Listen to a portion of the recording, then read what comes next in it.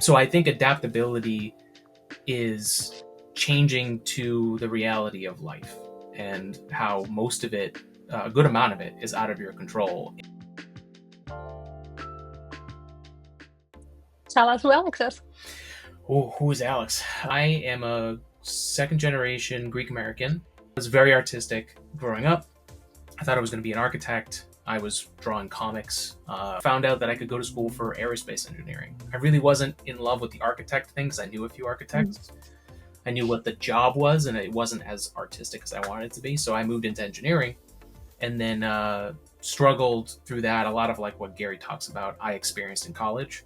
Couldn't find a job in aerospace. Started a podcast as a digital resume in 2014, and then through working through some jobs, I worked in the injection molding, tool making industry for a while, and that was when I was getting into 3D printing. So then I bought a 3D printer. I run 3D printers in my house as a side business. I'm growing that to one day be a thing. And yeah, I've been podcasting for 10 years now. So Wow, that's amazing. Yeah. What made you pick the Adaptable Alien as your character? Was it the character itself? Was it the trait? How did you connect with it? I guess when I first saw the character, it was on the Series 2 drop. And I wanted an adventurous astronaut for the NFT, but that was priced way too high. So Adaptable Alien was like the next one. And that's how I kind of like gravitated to it. But even the NFT that I have, it has like the very long like tunnel behind a thinking adaptable alien. Like that's me in like an NFT. Like I chose things that were extremely difficult, right? Like I didn't like adaptability has been a part of my life, even down to like the thing that I have a huge passion for, which is space. My favorite mission in space is Apollo 13. It's not the success. It's not Apollo 11. It's not landing on Mars with Curiosity or Perseverance. It's the mission where everything went wrong and they brought them home safe. And that was all about adaptability. Like that scene where they dump the box of parts and they say, we got to figure this out. Like that made me want to, I guess, become adaptable. So do you feel you chose the character or the character chose you? Probably that the character chose me, because it wasn't like I was going after Adaptable Alien at all. It kind of like found itself in front of me as I was looking. Yeah. What do you feel overall adaptability means?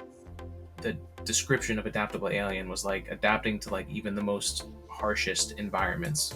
So I think adaptability is changing to the reality of life and how most of it, a good amount of it, is out of your control. And you know, I think like with the tea with Gary V's, we're seeing a lot of people in the chat who have gotten to a place where they've no longer become adaptable, and they're in a place where they feel like they can't get out. And it's not that I haven't been there, but to me, like that's how life is going to be, and there's a bit of resilience in there. But you can't be adaptable if you're too rigid, if you only think that your ideas are good, and if you're not open-minded to any other scenarios. But I think adaptability is living and less like surviving, like I have a roof over my head and stuff like that, but living and being happy, I think, requires adaptability. Mm-hmm. Do you think adaptability is something that's naturally there or something that's learned over time? Question. I think it's in us, and I don't have kids, but I have seen kids grow and learn, and I think they do that naturally. I think you can get your adaptability kind of sucked out of you, but if you let it happen. But it is there, and I think there are more people. I think if you haven't had a lot of adversity, it's hard to just find adaptability in your day-to-day. You kind of have to stoke the fire of it, but I do think it's there. How do you stay open? Because adaptability is a lot for like staying open when there's uncertainty. Like I know you had some uncertainties in your life too, like lots of changes and job and everything. Yeah. How do you stay, because uncertainty oftentimes comes with fear and self-doubt. How can you stay open while uncertainty is around you? Today, I would say gratitude is huge, because it roots you in a reality that you can sometimes go off on, you know, delusions. I think searching for truth is one way to stay adaptable, because if you get yourself out of the metaphorical box and you start thinking about other options, then you get more solutions. That's usually like how that works. So I think tapping into reality is what makes that. And however you got to do it, whether it's you're forced to, or you can create an environment where you're constantly being, new perspectives, new things, and going out to look for it. Like, that's how I think you keep it fresh. Definitely agree that I feel like exposing yourself to other people, other mindsets really help you stay more open and not so closed off. Like you said, like we all live in our own little box in reality, and like the more you tap out and like tap into other people and surround yourself with people who have different opinions, it really helps you to think outside the box, to think differently, because there's more than just one reality. Do you feel like being adaptable sometimes also means losing part of yourself and or finding a new part? Yeah. I definitely am always thinking about the other side of it, of like, and I've gone through this phase recently. You can't keep adapting to everything. And I do think that at some point it does become a reflex, and you can end up in a people-pleasing, I think that's the more relatable thing of like, well, I'm not going to do this because it's going to do this. I'll adapt what I'm doing, when in reality, you just needed another few more weeks going through the difficulty to get to the next place. I think that's why it's really important to have more of a belief mindset, and like, what are the core things that you really believe in? And that takes digging in and honesty, and where you make compromises when you don't have your morals. You make compromises based on each scenario, and then you're 6 compromises down the line, and then you don't know who you are anymore. And so I think if you don't know what your morals are, then that's the journey to go on. But most of us do, and we just need to be better of like, all right, I had this hard situation that I need to decide if I need to adapt to. What are my morals? And then that way the decision gets much easier, and then you're yourself as much of it as you are for whatever you got to do. Definitely knowing your values, and when you feel like you have to adapt, do you still adapt within those values? Because if you're not feeling yourself anymore. Yeah. You're not feeling like it's your decision anymore to, like you said, sometimes it turns more into a people pleasing and like wanting to adapt because you feel like you need to be part of something, and really deciding, is that me? Am I adapting because I feel like the way I'm doing something is not working? Or am I adapting because I feel like I need to, because the outside world is telling me? Yeah. But I really like what you said, that it's important to know your values and your morals and your belief system. And I think if you have that down, it makes it so much easier to know when to adapt and which direction to adapt to, because you know yourself better. Yeah. Or like in my case, I'll give a quick example. Like, I was very, very determined to become a great engineer, whatever that meant. That was a young man's dream of what I wanted to do, because I so often was not given the opportunity to work in the field that I wanted to. I think you can do a lot more with what you have than you think. And with me getting stuck in the engineering thing, there was definitely times towards the end of that 10-year journey of realizing that maybe this is not what I want, and adapting away from that. But I had adapted my life to a point where I finally realized I don't think this is the place that I want to go. So, which I feel like is really hard for people. Like you said, like if it's a 10-year journey, so many people go down a long journey and then decide, I've done it so long, I'm just going to keep going. Yeah. They're afraid of like what other people say if all of a sudden you change something, or you feel like you wasted time. If you are understanding, like if you keep going, that's when you start wasting time. Yep. If you just keep going with something that you now realized wasn't for you. The habits you do on a daily basis, or mindsets you have developed over time, that give you the freedom now to be adaptable to new situations. So I think I was always really good at big picture stuff. So like looking down the line 5-10 years ahead, and seeing things in day-to-day life that made me think of that as a reality. So a lot of imagination, peppered in with some real data in real life. But the thing that really made a difference for me, and I'm always tapping into new things and learning different things, and you'd be surprised how many things you learn in one area of life that have no relation to the thing you're doing, but they overlap. You learn a lesson from somebody else. You can actually get inspiration from learning new things. So that's one thing that's really important. But I'm also, and I think this is a type of person, I don't think this is everybody, but I'm definitely like someone that likes to sharpen my skills constantly. In the grind of that, I find inspiration, I find motivation. And it's more of a meditation than it is like an active thing. And to be very Greek about it, in like in a mythical perspective, like that's, to me, that's tapping into the gods, and and what, when you have a purpose and you have something that you're going for, like things, the universe gives you feedback on that. And it really is, as a scientific person, that most of my life is driven by scientific stuff. I have that other side of me that is more for the hope and the faith and other things that are less tangible things that science can answer. I like that. I'm a big believer in that too, that sometimes the universe just sends you signs of which way to go if you feel stuck sometimes. Who do you think would be Adaptable Alien's sidekick? Sidekick. Ooh, that's a really good one. I want to go something like honesty or open-mindedness. Do we have an open-minded befriend? I'm trying to think. Maybe Mindful Minakawa?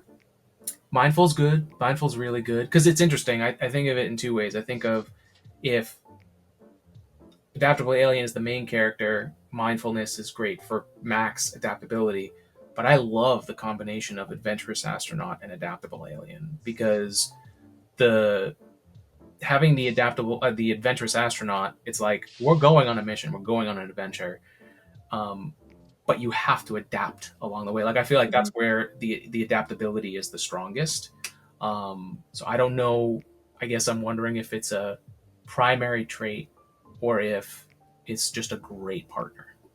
And I think you also have to be adventurous to be adaptable. Because sometimes you don't know what's coming. When you make that change, when you know you have to make a change in your life, you have to be open sometimes to new things you've never done before. Is being adventurous to being okay, not quite exactly knowing what's going to happen, but knowing you're adaptable along the way to whatever comes your way, you're going to handle it. So I like the combination of the adventurous and adaptable. They do fit really well together. Yeah. What would Adaptable Alien's catchphrase be? I love "Never Tell Me the Odds" from Han Solo. Adaptability is just taking another stab at, like, you always have, if you have breath in your lungs, you have another try at it. Time will pass, things will change, and what you need to do is survive and keep looking for new opportunities. I like the keep looking. Like, I think it goes back to like the open-mindedness of like not closing yourself off, of just be okay with what comes your way. You can't change it anyways. Like, life will happen to you, and then you just have to be ready. And either way, you are ready, or you have to adapt to the situation. Like, you don't have a choice. Yeah. I think a lot of people close themselves off and just try to stick with, I've always done it this way. Like, they don't really look at if it's working or not. It's just like, that's what I'm doing. Right. I think that's when they're stuck sometimes in life and don't get to the place where they actually could be. I think so many people have so much potential and just haven't learned yet to really tap into that. Adaptability's greatest strength is not in the limited pool of you. Like, it is about stepping out, and like, that's where you're going to be the strongest. Is there any final thoughts or advice you want to send people off with that to make them more adaptable, or that you feel like this could really help others to live a better life if they just change a little something each day? Yeah.